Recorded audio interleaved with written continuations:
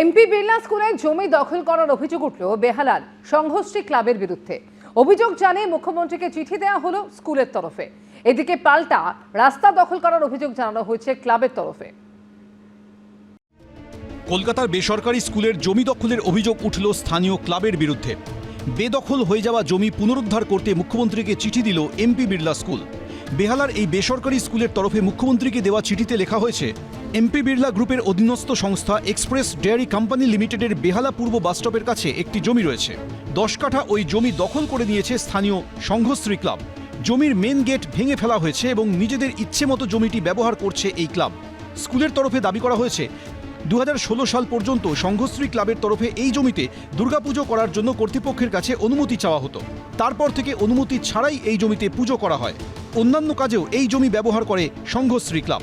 Trinamool councillor থেকে তৃণমূল বিধায়ক সবাইকে লিখিত অভিযোগ জানিয়েও কোনো কাজ হয়নি বলে দাবি করা হয়েছে এমপি বিড়লা স্কুলের তরফে। এমনকি বেহালা থানার দ্বারস্থ হওয়ার পর পুলিশ কোনো অ্যাকশন নেয়নি বলেও অভিযোগ উঠেছে।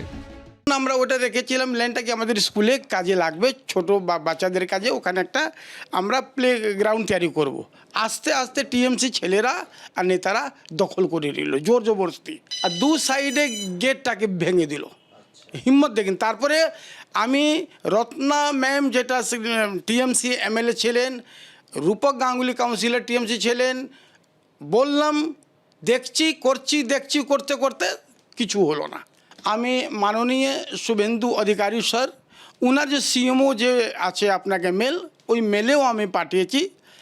আর আমি আশা করছি একটা উচিত বিচার হবে এটা।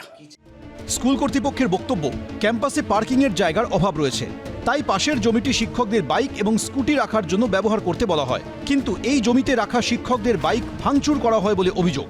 সিও স্যারকে রিকোয়েস্ট করেছিলাম আমরা যে বাইকটি যদি আমাদের কোনো একটা রাখার প্রপার ব্যবস্থা করে দেওয়া হয়, স্যার অ্যারেঞ্জ করে দিয়েছিলেন।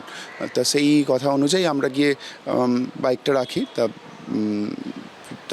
আমি যখন মানে দিনের শেষে ক্লাস নিয়ে যখন স্কুলের ওভার হওয়ার পরে বেরিয়ে যখন দেখি বাইকটা, তখন টোটালি ড্যামেজড।